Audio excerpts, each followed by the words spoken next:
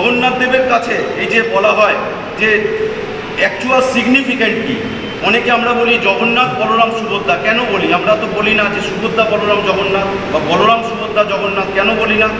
আপনার যদি কোনো ইচ্ছা থাকে, ইচ্ছা শক্তির প্রতীক হচ্ছে মা সুভদ্রা।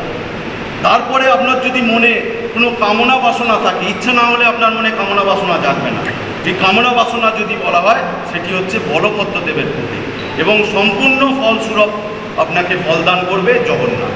তাই জন্য ইচ্ছা শক্তি না হলে কিন্তু কামনা বাসনাও আসবে না, ফলও আসবে না। তাই জন্য এখন বলা হচ্ছে আদ্যাশক্তি মহামায়া, মহামায়া হচ্ছে মাতৃশক্তি, তিনি জগৎ জননী জগৎ মাতা। তাই জন্য জগৎ মাতা ছাড়া কোনো কিছুই হবে না। তাই জন্য দেখবেন জগন্নাথ মন্দিরের নীলাচলে বিমলা বা মহাদেবী জগন্নাথস্থ ভৈরব, বিমলার মন্দিরে যতক্ষণ না যাচ্ছে ততক্ষণ সেটা মহাপ্রসাদে রূপান্তরিত হচ্ছে না।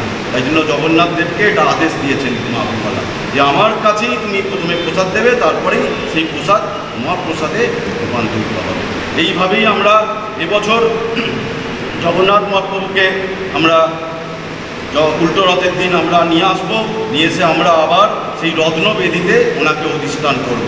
পুরীতে যে রত্নবেদি আছে সেটা 1 লক্ষ শালগ্রাম শিলার ওপর, আমাদের যে রত্নবেদি আছে সেটা 1000 শালগ্রাম শিলার ওপর। সেই রত্নবেদিতে ওনাকে প্রতিষ্ঠান করাবো, এবং সোজা রথ থেকে উল্টো রথের মধ্যে বিভিন্ন যে উৎসব আছে, তার মধ্যে সোজা রথ হচ্ছে রবিবার, তার মধ্যে তারপরে বৃহস্পতিবার হচ্ছে ঘোড়া পঞ্চমী উৎসব করা হবে। এই ঘোড়া পঞ্চমী উৎসব আমাদের মাইসে খুব বিখ্যাত। কথিত আছে 12 মুঠে সর্ষে 13 মুঠে ডাই, চললে সর্ষে কামাখ্যা যায়, সর্ষে করে চরবর, জগন্নাথের মন করে ধরপর। এই সর্ষে পোড়া দিয়ে ওনাকে বশীকরণ করা হয়, কারণ লক্ষ্মী ঠাকুর এখানে ভিক্ষা করছেন, ওনার স্ত্রী তো লক্ষ্মী, আর জগন্নাথ চলে গেছেন লীলা খেলা করতে।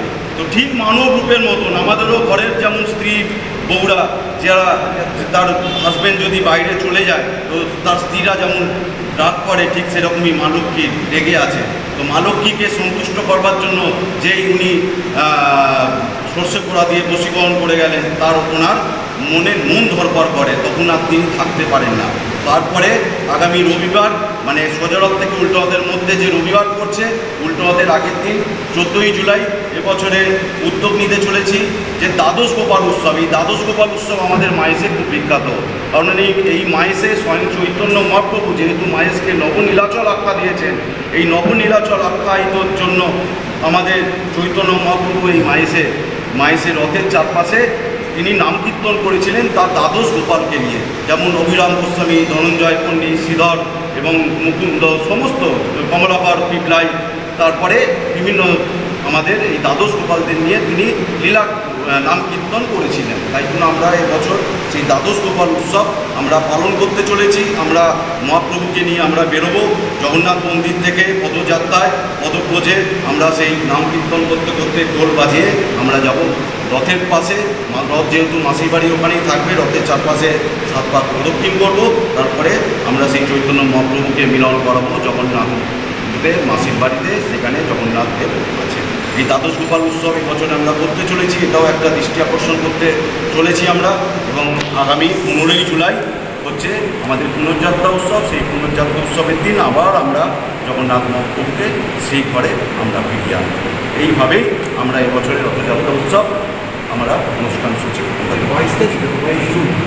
22 জুন হচ্ছে স্নান।